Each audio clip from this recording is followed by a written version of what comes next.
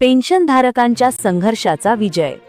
Supreme कोर्टाने दिलेला EPS 95 pension संदर्भातील निर्णय हा केवळ एका खटल्याचा निकाल नसून तो भारतातील लाखो निवृत्त कर्मचाऱ्यांच्या अनेक दशकांच्या संघर्षाचा कायदेशीर विजय आहे. हा निर्णय ऐतिहासिक मानला जात आहे कारण यापूर्वी पेन्शनधारकांनी त्यांच्या हक्कासाठी अनेक स्तरावर लढा दिला होता. रस्त्यावरील आंदोलनांपासून ते न्यायालयाच्या पायऱ्या झिजवण्यापर्यंतचा हा प्रवास अत्यंत खडतर होता. या प्रकरणात देशभरातून 40 पेक्षा जास्त याचिका दाखल करण्यात आल्या होत्या, ज्यावर सुप्रीम कोर्टाने सलग अनेक दिवस सुनावणी घेऊन हा निकाल दिला आहे. या निर्णयाचे महत्त्व यासाठी जास्त आहे कारण निवृत्तीनंतरचे आयुष्य सन्मानाने जगण्यासाठी पेन्शन हीच एकमेव आधार असते.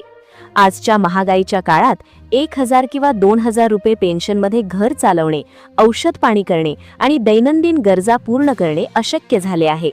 या वास्तव परिस्थितीची दखल घेत न्यायालयाने पेन्शनधारकांच्या बाजूने हा कौल दिला आहे. हा निर्णय केवळ सरकार आणि EPFOसाठी मार्गदर्शक नसून तो नियमांच्या अंमलबजावणीमध्ये पारदर्शकता आणणारा आहे. न्यायालयाने स्पष्ट केले आहे की आता नियमांचा किंवा कायद्यातील त्रुटींचा गैरफायदा घेऊन पेन्शनधारकांना त्यांच्या हक्कापासून वंचित ठेवणे सरकारला किंवा EPFOला शक्य होणार नाही. त्यामुळेच हा काळ प्रत्येक निवृत्त कर्मचाऱ्यासाठी अत्यंत निर्णायक ठरत आहे कारण या निर्णयाचा योग्य अर्थ लावून वेळेवर कृती केली तरच उर्वरित आयुष्य आर्थिकदृष्ट्या सुरक्षित होऊ शकते. भेदभावाला पूर्णविराम. 2014च्या कट ऑफ तारखेचा अडसर दूर. या निर्णयातील सर्वात दिलासादायक आणि तांत्रिकदृष्ट्या महत्त्वाचा भाग म्हणजे न्यायालयाने 2014 पूर्वी आणि 2014 नंतर निवृत्त झालेल्या कर्मचाऱ्यांमधील भेदभाव पूर्णपणे अमान्य केला आहे. यापूर्वी EPFO आणि सरकारी नियमांच्या अंमलबजावणीमध्ये असा समज होता की जे कर्मचारी 1 सप्टेंबर 2014 पूर्वी निवृत्त झाले आहेत त्यांच्यासाठी पेन्शनचे नियम वेगळे असतील आणि जे त्यानंतर निवृत्त झाले आहेत त्यांच्यासाठी नियम वेगळे असतील. या कट ऑफ तारखेमुळे लाखो कर्मचारी हायर पेन्शनच्या लाभापासून वंचित राहत होते. अनेक कर्मचाऱ्यांनी समान सेवा देऊनही केवळ निवृत्तीच्या तारखेमुळे त्यांना कमी पेन्शन मिळत होती, जे नैसर्गिक न्यायाच्या तत्वाला धरून नव्हते. सुप्रीम कोर्टाने या भेदभावावर कडक ताशेरे ओढले आहेत. न्यायालयाने स्पष्ट शब्दात सांगितले आहे की EPS 95 ही एकच योजना आहे आणि या योजनेत योगदान देणारे सर्व कर्मचारी हे एकाच वर्गाचे आहेत. त्यामुळे केवळ निवृत्तीची तारीख हा भेदभावाचा आधार होऊ शकत नाही. एकाच योजनेत योगदान दिलेल्या सर्व पेन्शनधारकांना समान न्याय मिळालाच पाहिजे, हे तत्व न्यायालयाने अधोरेखित केले आहे. यामुळे जुने पेन्शनधारक जे 2014 पूर्वी निवृत्त झाले आणि नवे पेन्शनधारक यांच्यात आता कायद्याच्या दृष्टीने कोणताही फरक उरलेला नाही. हा निर्णय जुन्या पेन्शनधारकांसाठी एका संजीवनीसारखा आहे कारण त्यांना आता वाटत होते की पेन्शन वाढीचे सर्व दरवाजे बंद झाले आहेत. मात्र या निर्णयाने हे दरवाजे पुन्हा उघडले असून समान न्यायाच्या आधारावर त्यांनाही वाढीव पेन्शन मिळण्याचा हक्क प्रस्थापित झाला आहे. वेतन मर्यादेचे वास्तव. 15,000 विरुद्ध प्रत्यक्ष पगार. पेन्शन गणनेतील सर्वात मोठा आणि क्लिष्ट मुद्दा म्हणजे वेतन मर्यादा. या मुद्द्यावरच पेन्शनची खरी रक्कम अवलंबून असते. पूर्वीच्या नियमांनुसार पेन्शनसाठी 6,500 रुपयांची वेतन मर्यादा होती, जी नंतर वाढवून 15,000 रुपये करण्यात आली. याचा अर्थ असा की एखाद्या कर्मचाऱ्याचा प्रत्यक्ष पगार जरी 30,000, 40,000 किंवा त्याहून अधिक असला तरी EPS मध्ये जाणारे योगदान आणि पेन्शनची गणना मात्र जास्तीत जास्त 15,000 रुपयांवरच केली जात होती. यामुळे कर्मचाऱ्यांचे मोठे नुकसान होत होते कारण पगाराच्या तुलनेत मिळणारी पेन्शन अत्यंत नगण्य ठरत होती. व्हिडिओमध्ये स्पष्ट केल्याप्रमाणे सुप्रीम कोर्टाच्या निर्णयानंतरही ज्यांनी हायर पेन्शनचा पर्याय निवडलेला नाही त्यांच्यासाठी सध्या 15,000 रुपयांच्या मर्यादेवरच पेन्शनची गणना केली जात आहे. हा निर्णय तात्पुरता असू शकतो पण तो वास्तव आहे. म्हणजेच जर तुम्ही हायर पेन्शनचा पर्याय निवडला नसेल तर तुमचा पगार कितीही जास्त असला तरी पेन्शनचे गणित 15,000 रुपयांच्या मर्यादेतच मांडले जाईल. मात्र या निर्णयाचा दुसरा आणि सकारात्मक पैलू असा आहे की भविष्यात हायर पेन्शन ऑप्शन निवडलेल्या कर्मचाऱ्यांसाठी ही 15,000 रुपयांची कृत्रिम भिंत पाडली जाऊ शकते. न्यायालयाने अप्रत्यक्षपणे हे सूचित केले आहे की जर कर्मचाऱ्याने आणि कंपनीने प्रत्यक्ष पगारावर योगदान दिले असेल तर त्यांना पेन्शन ही प्रत्यक्ष पगाराच्या प्रमाणातच मिळायला हवी. त्यामुळे ही वेतन मर्यादा भविष्यात हटवली जाण्याची दाट शक्यता निर्माण झाली आहे, ज्यामुळे पेन्शनमध्ये कित्येक पटीने वाढ होऊ शकते. हायर पेन्शन ऑप्शनचा थेट फायदा, श्रीमंतीची गुरुकिल्ली. संपूर्ण पेन्शन वाढीच्या प्रक्रियेत हायर पेन्शन ऑप्शन हा शब्द परवळीचा झाला आहे. ज्यांनी हा पर्याय निवडला आहे त्यांच्यासाठी हा निर्णय खऱ्या अर्थाने जॅकपॉट ठरू शकतो. हायर पेन्शन ऑप्शन म्हणजे सोप्या भाषेत कर्मचाऱ्याने त्याच्या प्रत्यक्ष मूळ पगारावर EPS मध्ये योगदान देण्याची तयारी दर्शवणे.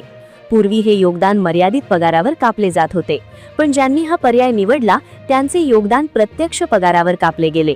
आता सुप्रीम कोर्टाच्या निर्णयानुसार ज्यांनी हा पर्याय वेळेत निवडला आहे किंवा ज्यांनी न्यायालयाने दिलेल्या वाढीव मुदतीत हा पर्याय स्वीकारला आहे त्यांनाच जास्त पेन्शन मिळण्याचा कायदेशीर मार्ग मोकळा झाला आहे. याचा फायदा असा होतो की तुमची पेन्शन 15,000 रुपयांच्या मर्यादेत अडकून न राहता तुमच्या शेवटच्या पगाराशी जोडली जाते. उदाहरणार्थ, जर तुमचा निवृत्तीच्या वेळी पगार 50,000 रुपये असेल आणि तुम्ही हायर पेन्शनचा ऑप्शन निवडला असेल तर तुम्हाला त्या प्रमाणात 20,000 ते 25,000 रुपये पेन्शन मिळू शकते. मात्र ज्यांनी हा पर्याय निवडला नाही त्यांना त्याच 50,000 रुपयांवर केवळ 2,000 ते 3,000 रुपये पेन्शन मिळेल. त्यामुळे हा पर्याय केवळ एक फॉर्म नसून ती तुमच्या निवृत्तीनंतरच्या श्रीमंतीची गुरुकिल्ली आहे. या पर्यायामुळेच EPFOला तुमच्या प्रत्यक्ष पगाराची नोंद घ्यावी लागते आणि त्यानुसार पेन्शनचे गणित बदलावे लागते. ज्यांनी हा पर्याय निवडला आहे त्यांची बाजू आता कायदेशीररित्या अत्यंत भक्कम झाली आहे. पेन्शन आपोआप वाढणार नाही, गैरसमज आणि वास्तव. अनेक पेन्शनधारकांमध्ये आणि सोशल मीडियावर असा एक मोठा गैरसमज पसरला आहे की सुप्रीम कोर्टाचा निकाल लागला म्हणजे आता पुढच्या महिन्यापासून पेन्शन आपोआप वाढून येईल. हे पूर्णपणे चुकीचे आहे. व्हिडिओमध्ये वारंवार हा इशारा देण्यात आला आहे की हा निर्णय म्हणजे पेन्शन वाढीचा आदेश आहे, पण तो ऑटोमॅटिक नाही. पेन्शन वाढवण्यासाठी तुम्हाला स्वतःहून पुढाकार घ्यावा लागेल. EPFOकडे तुमच्या पात्रतेची शहानिशा करण्यासाठी अर्ज करावा लागेल. नुसता अर्ज करून चालणार नाही, तर त्यासोबत योग्य पुरावे जोडावे लागतील. सुप्रीम कोर्टाने फक्त सरकारला आणि EPFOला पेन्शन देण्याचे निर्देश दिले आहेत, पण कोण पात्र आहे आणि कोण नाही हे ठरवण्याची जबाबदारी प्रशासकीय यंत्रणेची आहे. त्यामुळे जोपर्यंत तुम्ही जॉईंट ऑप्शन फॉर्म भरत नाही, तुमची कागदपत्रे EPFOच्या रेकॉर्डशी जुळवत नाही आणि थकबाकी किंवा फरकाची रक्कम भरत नाही, तोपर्यंत तुमची पेन्शन 1 रुपयानेही वाढणार नाही. अनेक जण फक्त बातमी ऐकून आनंदी होतात आणि प्रत्यक्षात कोणतीही कृती करत नाहीत. अशा लोकांचे मोठे नुकसान होऊ शकते. त्यामुळे हा समज डोक्यातून काढून टाका की प्रक्रिया आपोआप होईल. तुम्हाला सक्रिय होऊन या प्रक्रियेत सहभागी व्हावे लागेल, तरच वाढीव पेन्शनचा लाभ मिळेल. कमी सेवा कालावधी, 10 वर्षांपर्यंत गटाचे विश्लेषण. पेन्शन वाढीची अपेक्षा ठेवताना वास्तव भान ठेवणे गरजेचे आहे. ज्या पेन्शनधारकांनी त्यांच्या नोकरीच्या काळात केवळ 10 वर्षांच्या आसपास सेवा दिली आहे त्यांच्यासाठी ही वाढ मर्यादित स्वरूपाची असणार आहे. EPS 95 योजनेचे गणित हे प्रामुख्याने सेवा कालावधीवर अवलंबून असते. तुमची सेवा जेवढी कमी तेवढी पेन्शन कमी.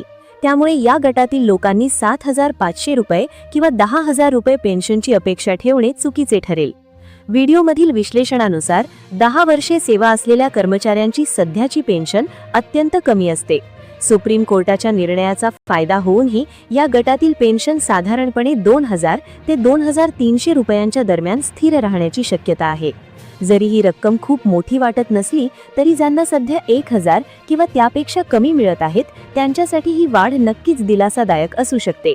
पण या गटाने मोठ्या वाढीच्या स्वप्न पाहणे चुकीचे ठरेल, कारण सेवेची वर्षे कमी असल्याने पेन्शन फॉर्म्युलानुसार मोठी रक्कम तयार होत नाही. तरीही मिनिमम पेन्शनमध्ये थोडीफार वाढ होण्याची आशा या गटाला नक्कीच बाळगता येईल.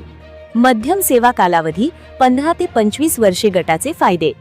ज्या कर्मचाऱ्यांनी त्यांच्या आयुष्यातील महत्त्वाची 15 ते 25 वर्षे नोकरीत आणि EPS योगदानात घालवली आहेत त्यांच्यासाठी हा निर्णय आशेचा किरण आहे.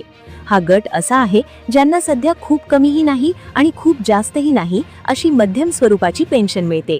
सुप्रीम कोर्टाच्या निर्णयानंतर आणि योग्य कागदपत्रांच्या पूर्ततेनंतर या गटाच्या पेन्शनमध्ये लक्षणीय वाढ होऊ शकते.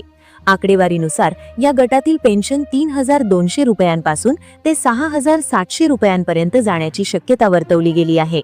उदाहरणार्थ, जर एखाद्या व्यक्तीने 20 वर्षे सेवा पूर्ण केली असेल तर त्याचे सर्व्हिस वेटेज वाढते. सध्याच्या गणितानुसार त्यांना 4,300 ते 4,500 रुपये पेन्शन मिळू शकते. या गटातील लोकांसाठी सर्वात महत्त्वाचा घटक म्हणजे त्यांचे योगदान. जर त्यांनी या 15 ते 25 वर्षात नियमित आणि योग्य दराने योगदान दिले असेल तर त्यांना उच्च श्रेणीची पेन्शन मिळू शकते. मात्र जर त्यांच्या सेवेमध्ये खंड असेल किंवा कागदपत्रे गहाळ झालेली असतील तर पेन्शनची रक्कम कमी होऊ शकते. त्यामुळे या गटाने आपल्या सेवा पुस्तिकेची आणि पीएफ रेकॉर्डची काटेकोर तपासणी करणे गरजेचे आहे. दीर्घ सेवा कालावधी 30 ते 35 वर्षे आणि 7,500 ची अपेक्षा. हा गट EPS 95 पेन्शन धारकांमधील इलीट किंवा सर्वात महत्त्वाचा गट मानला जातो. ज्यांनी 30 ते 35 वर्षे किंवा त्याहून अधिक काळ सेवा दिली आहे त्यांनाच खऱ्या अर्थाने 7,500 रुपये किंवा त्याहून अधिक पेन्शन मिळण्याची कायदेशीर आणि तांत्रिक शक्यता आहे. EPS 95 च्या नियमांनुसार 20 वर्षांपेक्षा जास्त सेवा असल्यास 2 वर्षांचे बोनस वेटेज मिळते, जे या गटाला आपोआप लागू होते. त्यामुळे यांची पेन्शन गणना करताना सेवा कालावधी जास्त धरला जातो, ज्याचा थेट परिणाम पेन्शनच्या रकमेवर होतो.